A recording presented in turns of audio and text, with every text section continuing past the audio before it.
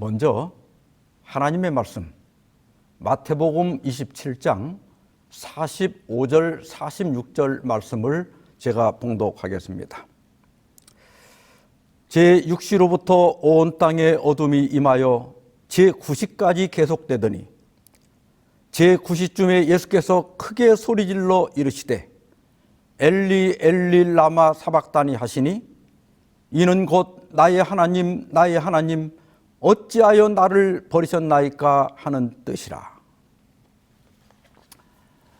오늘은 그리스도의 가상칠언 중 네 번째 말씀 어찌하여 나를 버리셨나이까, 이 말씀을 가지고 하나님의 말씀을 대안하도록 하겠습니다.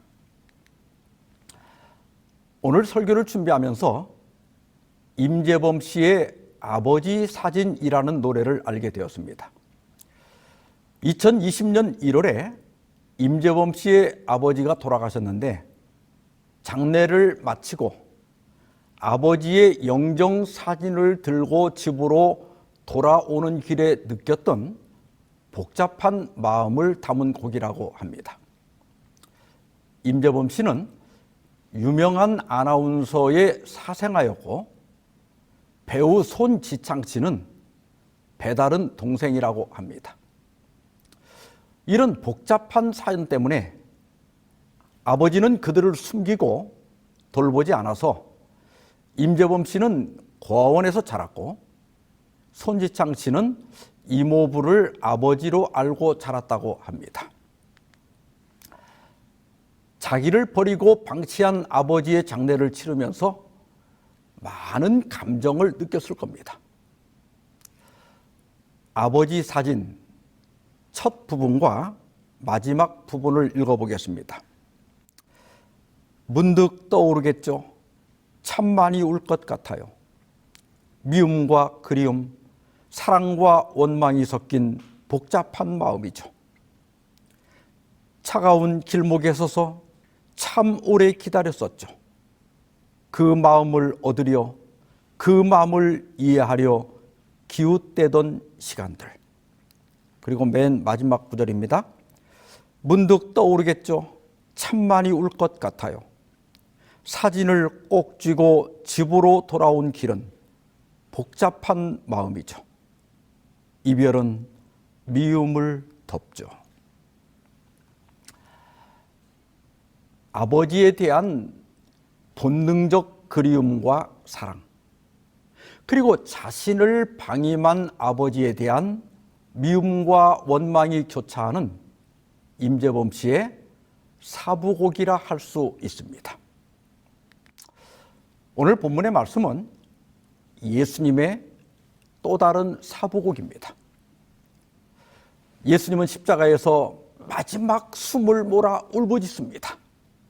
나의 하나님, 나의 하나님, 어찌하여 나를 버리셨나이까? 사랑하고 의지하고 믿어왔던 아버지에게 버림받은 아들의 처절한 사부곡입니다. 하나님은 늘 예수님과 함께 계셨습니다. 예수께서 침례를 받고 물에서 올라오실 때 하나님께서는 친히 너는 내 사랑하는 아들이라 내가 너를 기뻐하노라고 말씀하셨습니다. 변화산에서는 이는 나의 아들 곧 택함을 받은 자니 너희는 그의 말을 들으라고 하셨습니다. 예수님은 한 번도 자기와 함께 계시는 하나님을 의심한 적이 없었습니다. 그래서 마지막 만찬 때도 제자들이 다 도망가고 자신을 홀로 둘 것을 예언하면서도 그러나 내가 혼자 있는 것이 아니라 아버지께서 나와 함께 계시느니라 이렇게 말씀하셨습니다. 그런데 왜 예수님은 마지막 순간에 어찌하여 나를 버리셨느냐고 울부짖고 있는 것일까요? 정말 하나님은 예수님을 버리신 것일까요? 오늘 본문을 하나하나 자세히 살펴보도록 하겠습니다. 먼저 제6시로부터 온 땅에 어둠이 임하여 제9시까지 계속되더니, 여기 6시는 유대 시간입니다. 지금 시간으로 계산하려면 6시간을 더하면 됩니다. 그러니까 제 6시는 지금의 12시 정오입니다. 예수님은 오전 9시경에 십자가에 달리셨습니다. 그리고 12시까지 3시간 동안 다른 사람들을 위해 마지막 봉사를 하셨습니다. 자신을 십자가에 못 박은 사람들을 위해 기도하시고 우편 강도에게는 낙원을 약속하셨습니다. 그리고 마지막으로 육신의 어머니 마리아를 제자 요한에게 위탁하셨습니다. 가상칠언 중에 이후에 남은 4말씀은 예수님 자신과 관련된 말씀들입니다. 정오가 되자 어둠이 온 땅을 덮었습니다. 이 어둠은 어떤 어둠인가? 1세기 역사가 탈루스나 37년경 광범위한 연대기를 썼던 그리스의 역사가 플레고는 이것을 일식으로 설명하고 있습니다. 그러나 3세기 기독교 역사가인 아프리카누스는 이렇게 반박하고 있습니다.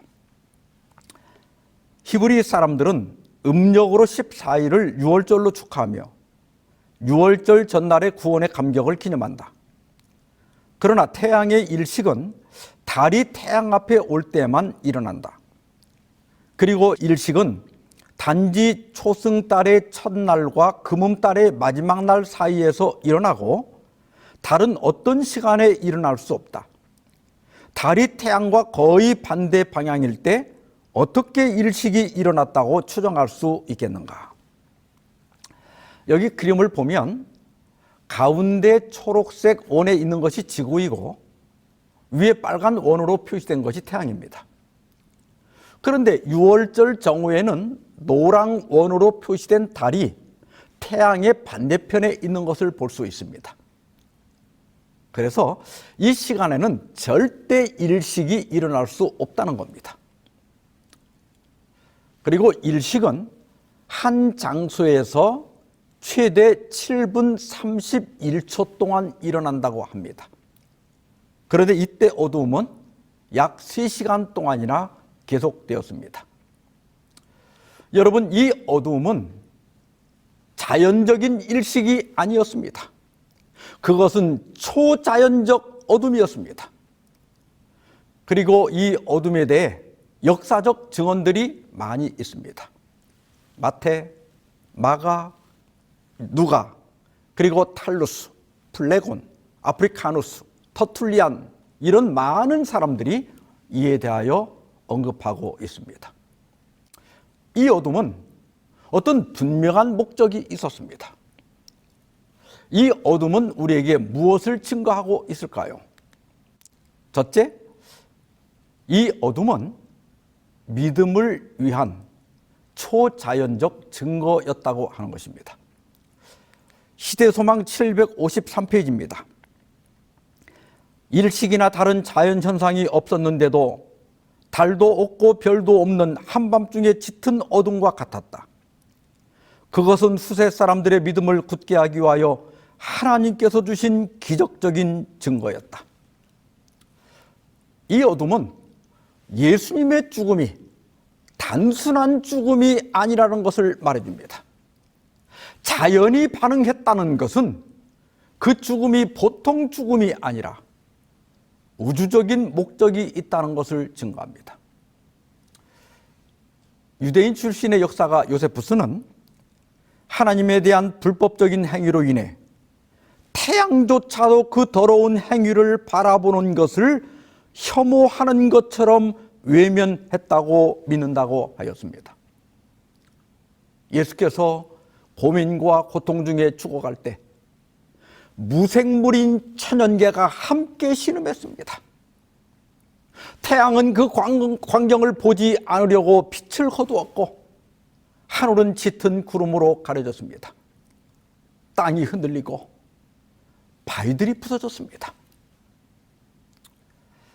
엘렌 화이트는 시대소망 771페이지에서 이렇게 탄식하고 있습니다.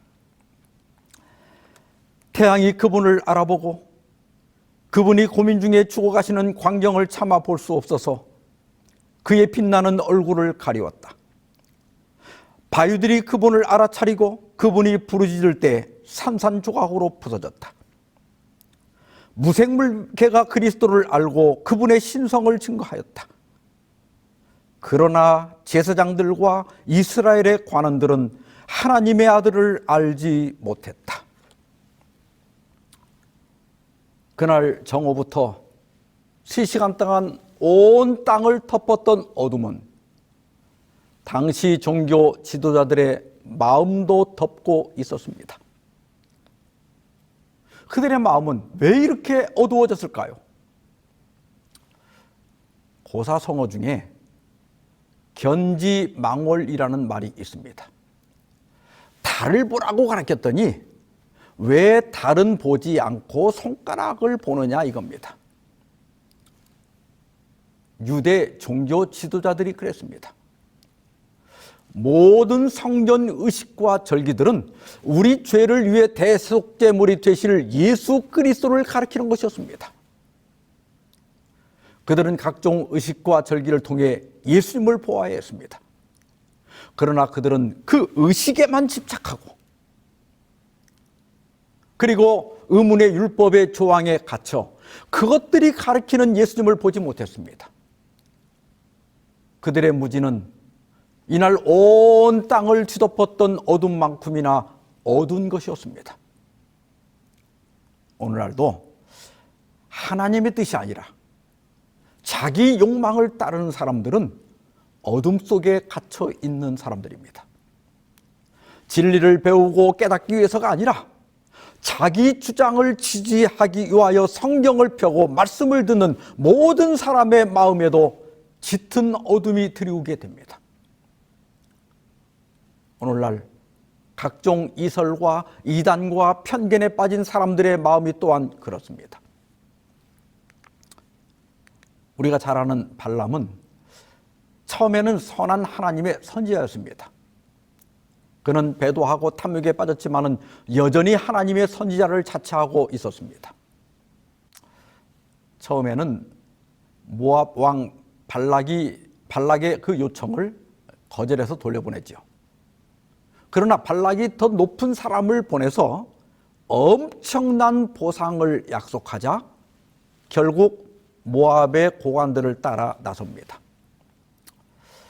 사도 베드로는 발람이 불의의 싹을 사랑했다고 했습니다. 쉽게 말해서 돈에 눈이 먼 겁니다. 그런데 어떤 일이 벌어집니까? 나귀가 갑자기 놀라면서 길을 벗어나서 밭으로 들어갔어요. 발람은 그 나귀에게 채찍질을 해가지고 다시 길로 돌아왔습니다.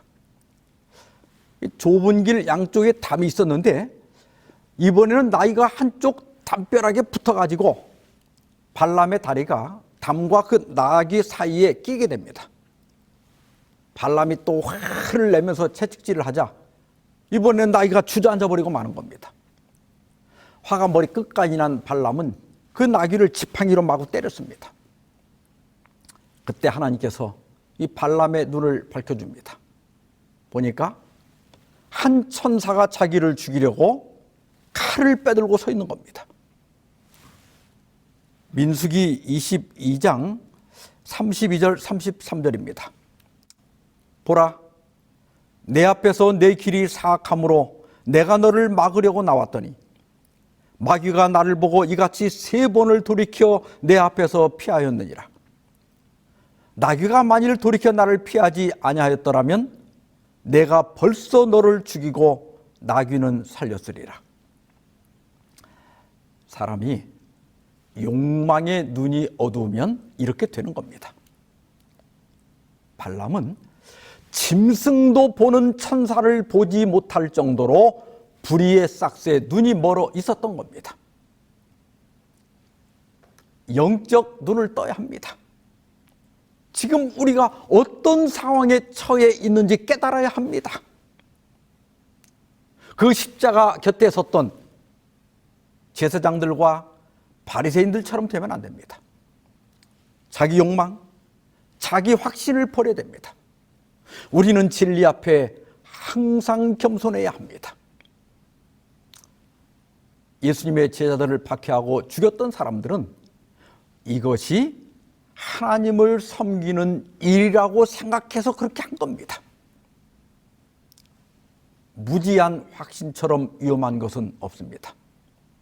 언제나 열린 마음과 또 배우려는 자세를 잃지 않기를 바랍니다. 둘째로, 이 어둠은 예수님이 희생양이 되시는 시간이었습니다. 여러분, 희생양이 뭡니까? 메리엄 웹스터 사전에서는 희생양은 성경의 대속죄일 의식에서 백성들의 죄를 상징적으로 머리에 얹은 염소를 광야로 보내는 것을 의미한다. 또한 다른 사람을 비난하거나 비이성적인 적대감의 대상이 되는 사람을 가리키기도 한다고 정의하고 있습니다. 우리 그리스도인들은 예수님이 희생양이라는 개념을 갖고 있어서 희생양이란 단어에 크게 거부감이 없는 것 같습니다. 그러나 어떤 조직이나 정권이 자신들의 유익을 위해서 특정인에게 죄를 뒤집어 씌우고 추방하거나 처벌하는 것이 희생양입니다. 대표적인 사례로는 중세 마녀 사냥이나 유대인 학살, 그리고 간토 대지진 때 조선인 학살 사건 등이 있습니다. 현대에는 집단 따돌림이나 왕따 등도 이 부류에 속한다고 볼 수 있을 겁니다. 아무 잘못이 없는데 어떤 조직이나 집단의 희생양이 된다는 것, 이것이 얼마나 혹독한 일인지 당해보지 않은 사람은 모를 겁니다. 이런 일을 당하게 되면 자존감이 저하되고 심한 우울증과 불안감을 갖게 됩니다. 심할 경우에는 평생 지워지지 않는 트라우마가 될 수도 있습니다. 예수님은 당시 정치, 종교 집단에 의해 의도적으로 희생양이 됩니다. 바로 얼마 전에 예수님이 죽은 나사로를 살렸습니다. 이것은 예수님의 신성의 분명한 증거였습니다. 그런데 대제사장들과 바리새인들은 어떻게 반응했습니까? 사내들인 회의를 소집하고 이대로 두면 백성이 예수를 왕으로 옹위하려 할 것이고, 그러면 로마 정부가 가만히 있지 않을 건데 어찌하면 좋을까? 자, 요한복음 11장 49절 50절을 보겠습니다. 그 중에 한 사람, 그 해의 대제사장인 가야바가 그들에게 말하되, 너희가 아무것도 알지 못하는도다. 한 사람이 백성을 위하여 죽어서 온 민족이 망하지 않게 되는 것이 너희에게 유익한 줄을 생각지 아니하는도다. 전형적인 희생양 논리입니다. 가야바는 이 희생양의 논리를 랍비의 문헌에서 가져왔을 겁니다. 7년 가뭄이 들었을 때 야곱의 아들들이 애굽에 가서 식량을 구해왔지만 그것마저 다 떨어지고 말았습니다. 다시 가서 식량을 구해와야 했습니다. 야곱이 베냐민을 보내지 않으려고 하자 유다가 이렇게 말합니다. 창세기 43장 8절입니다. 유다가 그의 아버지 이스라엘에게 이르되, 저 아이를 나와 함께 보내시면 우리가 곧 가리니 그러면 우리와 아버지와 우리 어린 아이들이 다 살고 죽지 아니하리이다. 유대 랍비들의 주석인 미드라시 랍바에 보면 이 성경절을 해석하면서 한 사람이 생명의 위협을 무릅쓰는 것이 모든 사람이 죽는 것보다 낫다, 이렇게 주석하고 있습니다. 그리고 창세기 46장 26절 이하를 해석하면서 공동체 전체가 한 사람 때문에 형벌을 받는 것보다는 한 사람이 처형되는 편이 낫다, 이렇게 되어 있습니다. 바로 희생양의 논리입니다. 가야바는 이 주석을 근거로 예수가 비록 무죄일지라도 이스라엘의 안녕을 위해 제거하는 것이 낫다고 주장한 겁니다. 가야바는 단지 유대 민족의 안녕과 그것을 통해서 자신의 지위를 안정되게 유지하기 위하여 이 말을 인용했지만, 그러나 요한은 이렇게 말합니다. 51절 52절입니다. 이 말은 스스로 함이 아니요 그 해의 대제사장이므로 예수께서 그 민족을 위하시고 또 그 민족만 위할 뿐 아니라 흩어진 하나님의 자녀를 모아 하나가 되게 하기 위하여 죽으실 것을 미리 말함이러라. 사도 요한은 그리스도의 희생은 단지 유대 민족만을 위한 것이 아니다. 유대 민족을 넘어 모든 사람을 위한 것이다. 따라서 누구든지 예수님을 영접하는 사람은 그리스도의 몸을 이루는 지체가 될 것이라고 설명하고 있습니다. 침례 요한이 말한 대로 예수님은 세상 죄를 지고 가는 하나님의 어린 양이셨습니다. 이제 이 세상 모든 사람들의 죄가 그리스도에게 전가될 시간이 이런 것입니다. 이사야는 오래전에 예수께서 범죄자 중 하나로 헤아림을 받을 것을 예언했습니다. 예수님은 이 성경절을 인용하면서 그는 불법자의 동료로 여김을 받았다 한 말이 내게 이루어져야 하리라고 말씀하셨습니다. 예수님은 스스로 희생양을 자치하신 겁니다. 왜요? 고린도후서 5장 21절입니다. 하나님이 죄를 알지도 못하신 이를 우리를 대신하여 죄로 삼으신 것은 우리로 하여금 그 안에서 하나님의 의가 되게 하려 하심이라. 예수님은 죄를 알지도 못했습니다. 그는 단지 범죄하지 않았을 뿐 아니라 그 안에 죄된 성향이 그림자도 없었습니다. 그러나 하나님께서는 예수님을 우리를 대신하여 죄로 삼으셨습니다. 그래서 죄인이 아닌 그분이 마치 죄인처럼 취급을 받은 겁니다. 예수님의 살은 채찍에 맞아 찢어졌고 축복하시기 위하여 펴시던 그 손은 나무에 못 박히셨습니다. 한 영혼이라도 더 찾아가기 위해 지칠 줄 모르던 그분의 발은 나무 기둥에 못 박히셨고 그분의 고귀하신 머리는 가시관에 찔리셨습니다.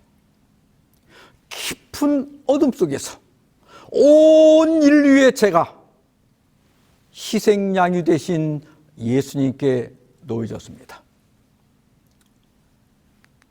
희대의 소망 753페이지입니다.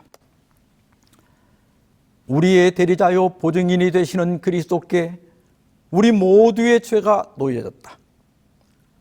우리를 율법의 정죄에서 구속하시려고 그분은 범죄자로 헤아림을 받으셨다. 아담의 모든 자손의 죄가 그분의 마음을 눌렀다. 불법으로 인하여 생긴 죄에 대한 하나님의 불쾌하심, 곧 그분의 무서운 진노가 당신의 아들의 영혼을 전율하게 만들었다.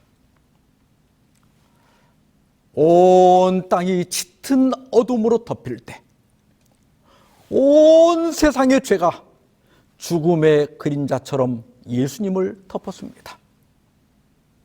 예수님은 철저하게 희생양이 되시고 왕따가 되어서 외롭게 고통하고 계시는 겁니다.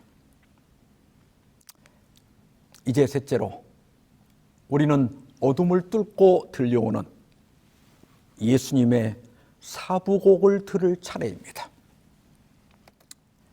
제9시쯤에 예수께서 크게 소리질러 이르시되 엘리 엘리 라마 사박다니 하시니 이는 곧 나의 나의 하나님 어찌하여 나를 버리셨나이까 하는 뜻이라.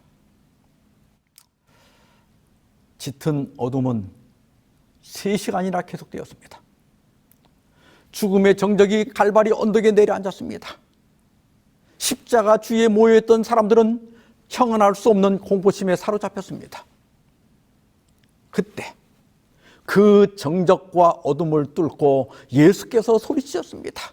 엘리 엘리 라마 사박다니. 여기 엘리는 히브리어를 음역한 것이고 라마 사박다니는 순수한 아람어입니다. 마태는 이 말씀을 해석합니다. 나의 하나님 나의 하나님 어찌하여 나를 버리셨나이까 하는 뜻이라. 이 말씀은 시편 22편 1절을 인용한 겁니다. 시편 22편은 가장 큰 피해를 지닌 예언적이고 메시아적인 시편이라고 합니다. 또한 십자가의 시편이라고 하는 별칭도 가지고 있습니다. 그런데 시편 20편 서두를 보면 다윗의 시, 인도자를 따라 사슴이란 곡조에 맞춘 노래 이렇게 되어 있습니다. 다윗은 그가 하나님을 신뢰했음에도 불구하고 하나님이 자신을 버린 것처럼 보였을 때 이 시를 썼습니다.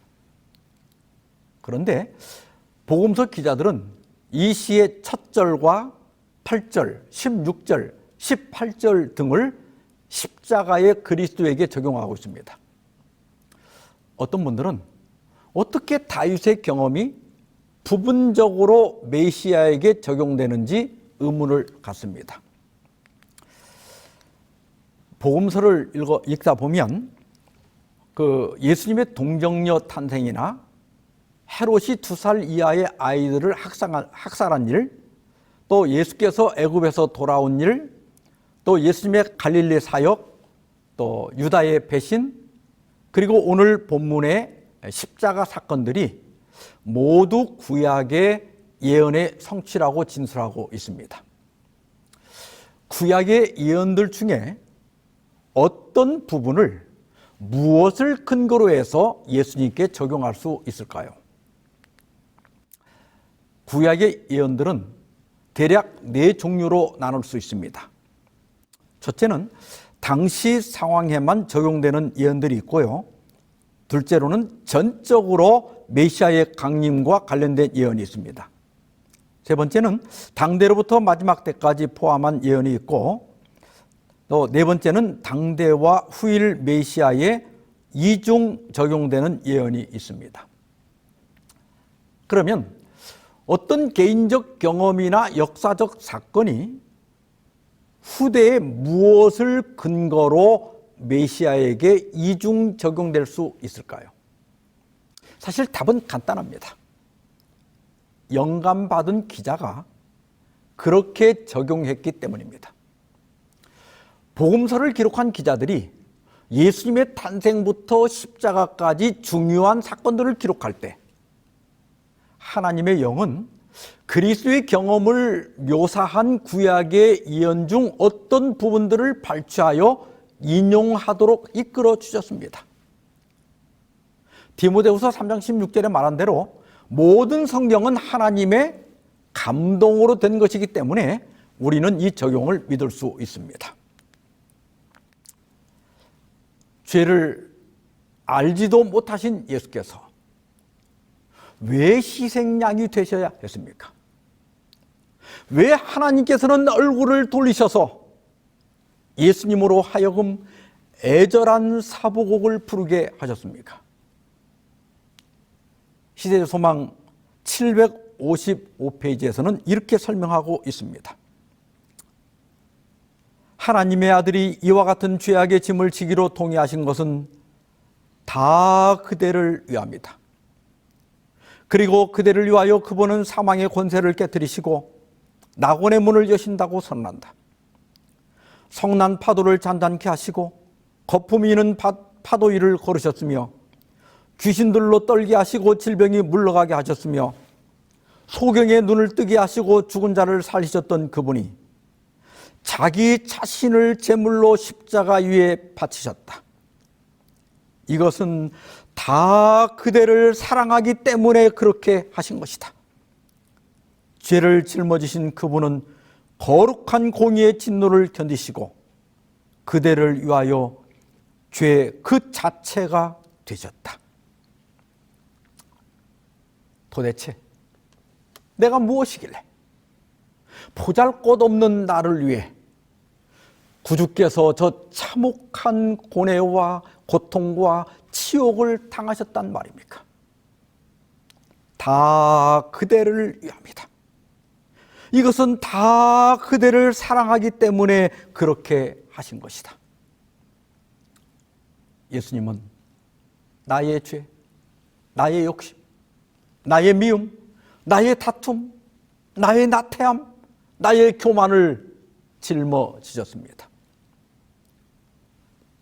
우리는 다 양 같아서 그릇 행하여 각기 제 길로 갔지만 하나님께서는 우리 모두의 죄악을 예수님에게 담당시키셨습니다. 예수님이 우리를 대신하여 채찍에 맞았기 때문에 우리는 나음을 받았습니다. 예수님이 우리를 대신하여 징계를 받았기 때문에 우리는 평화를 누리게 되었습니다. 예수님이 우리를 대신하여 버림을 받았기 때문에 우리는 찾은 바 되었습니다. 예수님이 우리를 대신하여 죄가 되셨기 때문에 우리는 그 안에서 의가 되었습니다. 예수님, 감사합니다. 정말 감사합니다. 오늘 이 말씀을 줄이면서 찬미가 134장의 가사를 읽지 않을 수가 없을 것 같습니다. 오 거룩한 머리에, 이 찬미는 12세기 수도사 끌레르보의 베르나르가 라틴어로 작사한 것을 독일어로 또 영어로 번역되면서 다듬어진 겁니다. 이 가사를 1601년 독일의 한스 하슬러가 지은 내 마음이 어지러워요 라는 그 유행가 곡에 붙여서 찬미가로 사용을 했습니다. 그런데 독일의 여러분 잘 아시는 바흐가 이 곡을 너무나 사랑해서 리듬을 약간 수정한 다음에 마태 순환곡에 4가지 다른 설정에 각기 다른 화음을 붙여 사용했습니다. 그 중에 하나가 우리 찬미가에도 실리게 된 겁니다. 오 거룩한 머리에 가시관 쓰셨네. 슬픔과 멸시받아 머리 상하셨네. 하늘의 존귀 영광 주 다 버리시고 우리 죄를 속하려 고난 당하셨네. 주 예수 고난받아 큰 죄인 복받네. 내 지은 죄로 인해 주 형벌 받았네. 오 주 앞에 엎드려 모든 것 바치리. 날 굽어 살피시어 큰 은혜 주소서. 나 무슨 말로 주께 감사하오리까. 내 받을 죽음 고통 주 대신 당했네. 오 영원히 이 몸을 주께 드립니다. 주 사랑하는 마음 변찮게 하소서. 다 같이 기도하십시다. 자비로운 하나님 아버지, 죽어 마땅한 저희를 구원하시려고 예수님을 희생양으로 삼으시고 우리가 받아야 할 형벌을 대신 받게 하신 그 은혜 죄송하고 감사합니다. 예수님이 채찍에 맞음으로 우리를 낫게 하시고 예수님이 징계를 받음으로 우리가 평화를 누리게 하시고 예수님이 버림을 받음으로 우리가 찾은 바 되고 예수님이 죄가 되심으로 우리를 의가 되게 하신 것 정말 감사합니다. 피로 사신 저희 몸과 영혼 주께 드리오니 받아주시고 이 송구한 마음, 이 감사한 마음 변하지 않게 하여 주시옵소서. 예수님의 이름으로 기도하옵나이다. 아멘.